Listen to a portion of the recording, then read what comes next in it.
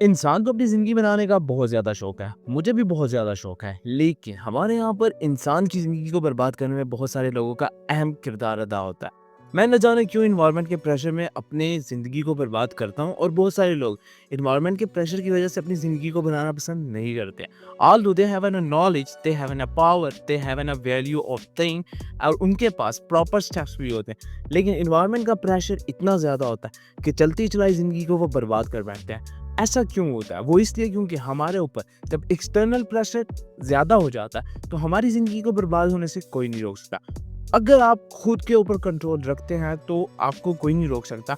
लेकिन अगर आप नहीं रखते हैं, तो बाहर वाली चीज़ें मतलब एनवायरमेंटल प्रेशर आपको डिस्ट्रॉय करता ही करता है। अब हमारे पास ऐसे स्टेप्स हो सकते हैं, जो कि हमें हेल्प आउट करते हैं ऐसी चीज़ों से बचने के लिए। लेकिन हम उसके ऊपर बिल्कुल डिस्कशन नहीं करने वाले। हम डिस्कशन करेंगे एक ऐसी चीज़ के ऊपर, जो कि एक इंसान होता है जो लोगों के सामने रहता है, बट एकदम से वो कम बैक करता है। अब यहाँ पे उसका कम बैक या स्टार्ट अगेन एक ऐसी जर्नी होती है जो कि उसको मोटिवेट कर रही होती है बिल्कुल नई जर्नी बनाने में। मान लिया कि बहुत सारे लोग इस चीज़ को टफ सिचुएशन में देखते हैं, लेकिन हम नहीं देखेंगे। हम इसके लिए कुछ ऐसे स्टेप्स बनाएंगे जो कि हमें हेल्प आउट करेंगे to stay strong and motivated. मैं ये कहानियां बचपन से सुनता आ रहा हूँ और मैंने अपने इर्द गिर्द के माहौल में ये बहुत कुछ देखा है। मैंने बड़ी कोशिश की अपने आप को बनाने की और बहुत कोशिश की खुद को ऐसी चीज़ों से बचाने की, लेकिन नहीं हुआ। लेकिन जब मैंने इन स्टेप्स को प्रॉपर फॉलो अप किया, तब मुझे समझ में आने लगा कि अब मेरी ज़िंदगी मज़ीद बेहतर हो सकती है। तो चलिए हम अपनी कहानी का बाकायदा आगाज़ करते हैं, ताकि हम ड्यूरेशन के साथ साथ अपने मौसम को भी इंजॉय कर सकें। सबसे पहले आप लोगों ने एक्नॉलेज योर इमोशंस करने हैं। अब यहाँ पर जैसे जैसे आपको इमोशंस समझ में आने लगेंगे, आपकी लाइफ को मजीद बेहतर होने से कोई नहीं रोक सकता। अब इमोशंस को समझना बहुत ज़्यादा ज़रूरी है, चाहे वो आप क्यों या सामने वाले इंसान के। मैंने अक्सर देखा है जिन लोगों के पास self control and self emotion control होता है, वो बहुत आगे जाते हैं। आपको पता है आज के जितने भी अमीर आदमी हैं, वो लोगों को उनके इमोशन से खेलना सिखाते हैं। मतलब एक बड़ा ब्रांड है, उसको पता है कि कौन से इमोशंस के साथ हम कस्टमर्स को खेल सकते हैं और उनके इमोशन से उन्हें अपने साथ जोड़ सकते हैं। ये एक बहुत ही अहम किरदार अदा करता है इस किसी भी सिचुएशन में पूरी दुनिया में। ये एक बेस्ट टूल है। अगर आप इसको समझ जाएं तो मेरा ख्याल है आपको बड़े होने से कोई नहीं रोक सकता। अगर रोक सकते हैं तो वो आप खुद। अगर आप इमोशंस को नहीं समझ पाए तो याद रखिएगा, इमोशंस आपको नहीं बल्कि आपके इर्द गिर्द के माहौल को बर्बाद करने में बहुत अहम किरदार अदा करते हैं। आप अपने इमोशंस को कैसे समझ सकते हैं, इसके लिए एक प्रॉपर वीडियो मैंने ऑलमोस्ट अपलोड किया हुआ है। तो अगर आप वो देखेंगे, मेरा ख्याल है आपको कोई भी दूसरा वीडियो देखने की ज़रूरत नहीं पड़ेगी, क्योंकि वो मेरा पर्सनल एक्सपीरियंस उसमें ऐड है। तो it will help you a lot, क्योंकि मेरी और आपकी ज़िंदगी में ज़्यादा फ़र्क तो नहीं होगा, क्योंकि इमोशंस तो सबकी ज़िंदगी में सेम रहते हैं। नेक्स्ट स्टेप हमें कहता है रीफ्रेम द सेटबैक। अब यहाँ पर हमें ये चीज़ समझनी है कि हमें अपनी गेम में वापस आना है। आपको पता है जब भी हम लोग गेम खेलते हैं, तो जब हम आउट हो जाते हैं तो हम दोबारा से एक बहुत ही अच्छे और बेहतरीन स्टेप्स के साथ कम बैक करते हैं। आपको भी वही करना है।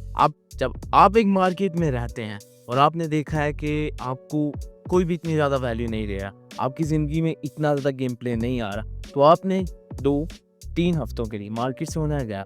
उसके बाद मार्केट को प्रॉपर समझने के बाद आपने फिर मार्केट में आना है एक ऐसे कमबैक के साथ या सेटबैक के साथ कि लोग परेशान होना स्टार्ट हो जाएंगे। यार इसको इतनी ज़्यादा इन्फॉर्मेशन कैसे थी, या तो इसके पास थी और ये जानबूझ के ऐसे कर रहा है, और अगर नहीं थी तो इसने कहाँ से इतनी इन्फॉर्मेशन गेन की। अब सेटबैक में इन्फॉर्मेशन गेन करना बहुत ही अहम किरदार अदा करता है। मान लें कि अगर आप ऐसा नहीं करते हैं तो बहुत सारे लोग आपके साथ खेल जाएंगे, और अगर आप चाहते हैं कि वो आपके साथ ना खेलें, तो आपको सेटबैक ऐसा करना है कि वो बोलेंगे यार इस बंदे को फॉलो अप करो, क्योंकि ये गेम प्ले में बहुत आगे निकल गए। इसकी एग्जांपल मैं गेम प्ले से इसलिए जोड़ रहा हूँ, क्योंकि जब भी हम एक स्टेज पे 2 दफ़ा आउट होते हैं, तो हम एक नए स्टेप्स के साथ जर्नी स्टार्ट करते हैं और उसी गेम को दोबारा जीतते हैं।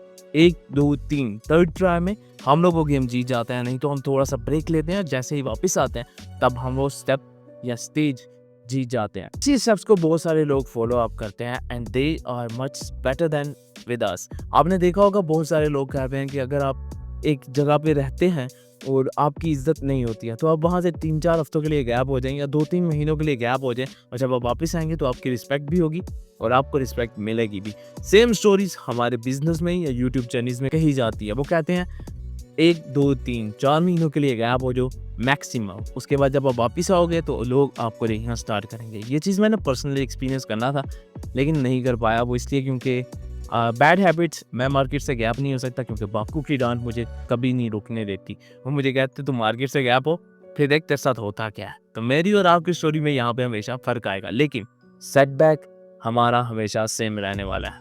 सेटबैक करने के लिए हमसे कहा जाएगा कि आपको बिल्ड अ सपोर्टिव सिस्टम। वो इसलिए क्योंकि अगर आप तब भी हारेंगे तो आपको पीछे से बैकबोन चाहिए जो आपको सपोर्ट करे। अब ये सपोर्ट्स आपकी फैमिली मेम्बर्स हो सकते हैं या आपके दोस्त। बेसिक मैं आपको राय दूंगा, आप फैमिली मेम्बर्स को चूज़ करो, और वो वाले फैमिली मेम्बर्स जो आपके साथ चलते हैं। उसमें पेरेंट्स होते हैं, आपके बहन भाई होते हैं, कभी कभार कज़न दोस्त होते हैं। अगर आप उनके अलावा किसी को देखना चाहते हैं तो मेरा ख्याल है आपके जो क्लोजेस्ट फ्रेंड होते हैं, उनके अलावा मैं आपको राय नहीं दूंगा कि आप किसी और की तरफ जाएं, क्योंकि ये वो लोग होते हैं जो आपके साथ रहते हैं और आपको अच्छे से समझते हैं। जैसे जैसे चीज़ें और मज़ीद अच्छी होती जाती हैं, इनको समझ में आता है कि ये पर्सन हमारी पर्सनैलिटी से मैच करता है।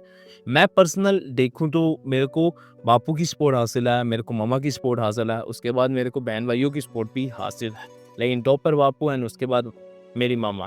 तो इन दोनों की वजह से ही मैं अपनी मार्केट को या अपनी जो एनालाइजिंग पावर है उसको मज़ीद बेहतर करके मार्केट में कम बैक करता हूँ। मैं 3-4 काम भी डिज़ाइन कर चुका था और मैं नहीं कर पा रहा था, तब मैंने इन्हीं से बात करके अपनी गेम को दोबारा रीप्ले किया, सेटबैक किया, और फिर जब मैं मार्केट में आया तो मेरे पास एक इकोसिस्टम था कि मुझे पता था कि मुझे सपोर्ट मिलनी है, और मुझे सपोर्ट मिली तो मैंने वो काम का आगाज़ काफ़ी अच्छा किया। आल तो थोड़ा सा पेट डेड हो गया, लेकिन फिर भी जब मुझे सपोर्ट मिली तो मैंने उस काम को और भी अच्छे तरीके से किया। अब ये एग्जांपल हम एजुकेशन में ले लेते हैं। जब तक आपको एजुकेशन के लिए सपोर्ट मिलती है, आप बहुत अच्छी एजुकेशन हासिल करते हैं, लेकिन जैसे जैसे वो सपोर्ट कम होती जाती है, एजुकेशन और नॉलेज दोनों कम होने लग जाती है। कम बैक किया तो अब आपने फॉलो अप एक चीज़ करनी है, और वो है focus on what you can control. अब जब आप मार्केट में दोबारा आएंगे तो आपने सिर्फ उन्हीं चीज़ों को कंट्रोल करना है जो आपके हाथ में होती है या जो आप इजीली कर सकते हैं। इमोशंस, मार्केट इन्वायरमेंट या आपके काम के स्टेप्स, ये आप इजी कंट्रोल कर सकते हैं। इसके अलावा आपको किसी चीज़ की ज़रूरत नहीं है। अगर आप इन्वायरमेंट कंट्रोल नहीं कर सकते हैं तो मेरा नहीं ख्याल कि आपको दोबारा कम बैक करना चाहिए। अगर कर सकते हैं तो करिए, और अगर आपके पास किसी चीज़ की नॉलेज की कमी है तो मेरा ख्याल है आप जाएं और यूट्यूब से सीख लें। YouTube will help you a lot. अगर आप नहीं करेंगे तो यकीन मानिए लॉस होना तो पक्का है। बहुत सारे लोग इसी वजह से पीछे रह जाते हैं कि वो कहते हैं कि हमें हर चीज़ पे कंट्रोल हासिल करना है। अब हर चीज़ पे कंट्रोल हासिल नहीं किया जा सकता, क्योंकि आप ना तो मॉन्स्टर हैं और ना ही आप इतने बड़े इंसान हैं जो हर चीज़ को ईजिली कंट्रोल कर पाए। अगर आप सोचते हैं कि आप कर सकते हैं तो अब गलत है, क्योंकि हर इंसान हर चीज़ को कंट्रोल नहीं कर सकता। कुछ चीज़ें कुदरत के हाथ में होती हैं और कुछ चीज़ें दूसरे लोगों के हाथ में होती हैं। आपके हाथ में सिर्फ आपकी ज़िंदगी।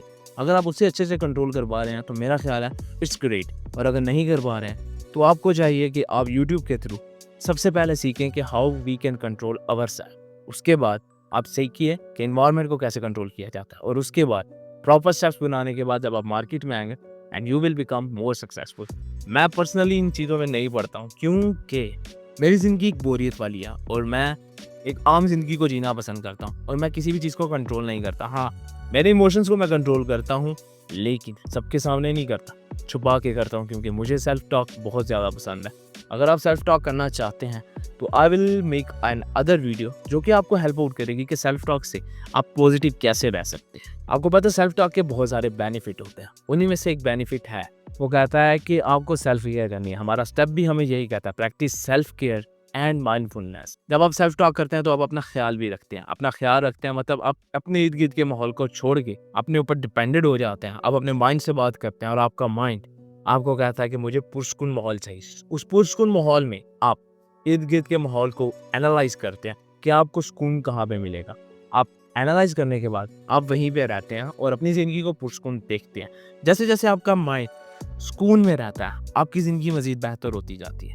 बेहतर करने के लिए आपके दिमाग को शांत रहना बहुत ज़रूरी है। अगर वो पुरसुकून नहीं रहेगा तो यकीन मानिए कि वो आपको भी ख़राब करना स्टार्ट कर देगा। आपको पता है, एक एक्सरसाइज करने वाला इंसान का दिमाग और एक जिम करने वाले इंसान का दिमाग दोनों काफ़ी हद तक सेम होते हैं, लेकिन डिफरेंस उनका वहाँ पर आता है कि एक्सरसाइज करने वाला कभी कभार छुट्टी कर लेता है, लेकिन जिम जाने वाला इंसान कभी छुट्टी नहीं करता, तो उसका वो फिक्स टाइम है। और एक्सरसाइज वाले का नहीं। जो जिम जाने वाला उसका दिमाग काफ़ी पुरस्कून होने वाला है एज़ कम्पेयर टू एक्सरसाइज। तो मैं आपको राय दूंगा आप एक्सरसाइज की तरफ जाएं या जिम की तरफ, दोनों आप पे डिपेंडेंट होती है। मैं पर्सनली इन दोनों की तरफ नहीं जाता क्योंकि दोनों मेरी लाइफ ऑफ ड्यूरेशन से बहुत दूर है। एक्सरसाइज वाले कहते हैं कि आपको सुबह उठना पड़ेगा और जिम वाले कहते हैं आपको खर्चा करना पड़ेगा, और मैं इन दोनों चीज़ों से बहुत दूर रहता हूँ। अगर मैं किसी चीज़ को अप्लाई या पर्सनली एनालाइज करता हूँ तो वो होती है मेरी डेली रूटीन, क्योंकि मेरी डेली रूटीन में भी सेम चीज़ें ऐड होती हैं।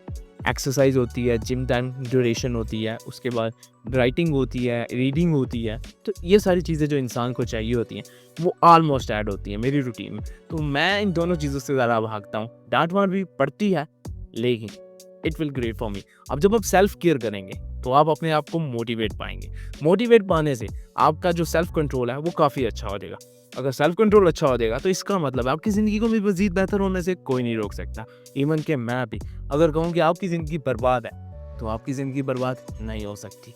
मान लें कि हमारी ज़िंदगी और आपकी ज़िंदगी में कहाँ सा फ़र्क है, तो भी हमारे इमोशंस तो सेम है ना, हमारी स्टोरीज तो सेम है ना, हमारी थिंकिंग एबिलिटी तो सेम है ना। बट अगर आप इसको प्रॉपर सेटअप में लाते हैं तो आप मुझसे भी आगे जा सकते हैं, क्योंकि मुझे भी सक्सेसफुल बनना है और आपको भी। और इस चैनल का मतलब भी यही है कि आपको सक्सेसफुल बनना है। छोटी छोटी पिक्चर्स का तो सबको आइडिया होता है, छोटे छोटे स्टेप्स का भी सबको आइडिया होता है, लेकिन हमारा स्टेप क्या आता है? Focus on a bigger picture. इतनी बड़ी तस्वीर आपके सामने होनी चाहिए आपकी स्टोरी के रिलेटेड, जहाँ पे वो सब की सब चीज़ें हों जो कि आपको ज़िंदगी में चाहिए। इवन कि वो कार होती है या तो वो गाड़ी बंगला मकान होता है या फिर वो लाइफस्टाइल होता है, ये सारी की सारी चीज़ें आपकी उस बड़ी पिक्चर्स में लाजमी होनी चाहिए। अब इस बड़ी पिक्चर का फ़ायदा ये होता है कि इंसान को डीमोटिवेट नहीं किया जा सकता। उसे पता होता है कि मैंने वहाँ उस मुकाम को पाना है और मैं उस मुकाम के लिए ज़िंदा हूँ, तो वो उस काम के लिए मेहनत करता है, काम करता है, और इवन के हर वो टफ काम करता है जो उसकी ज़िंदगी बनाने में अहम किरदार अदा करता है। अगर आपके पास वो बिग पिक्चर नहीं होगी तो आपको बड़ा होने से कोई नहीं रोक सकता। आपको पता है हमसे क्यों कहा जाता है कि आपको बड़े ख्वाब देखने चाहिए, ख्वाबों पे पाबंदी नहीं है? वो इसलिए क्योंकि जब तक इंसान ख्वाब देखता है और उसकी ताबीर में कुछ नहीं करता तो किसी भी सोसाइटी के किसी भी पर्सन को कोई खासा फ़र्क नहीं पड़ता। लेकिन जैसे ही आप उसकी स्टेप लेते हैं तो यकीन मानिए आपकी सोसाइटी भी आपको देखती है और बहुत सारे लोग भी आपको देखते हैं जो आपसे कहते हैं बेटा बड़े ख्वाबों को देखने से कोई नहीं रोकता, लेकिन स्टेप लेने से हर कोई रोकता।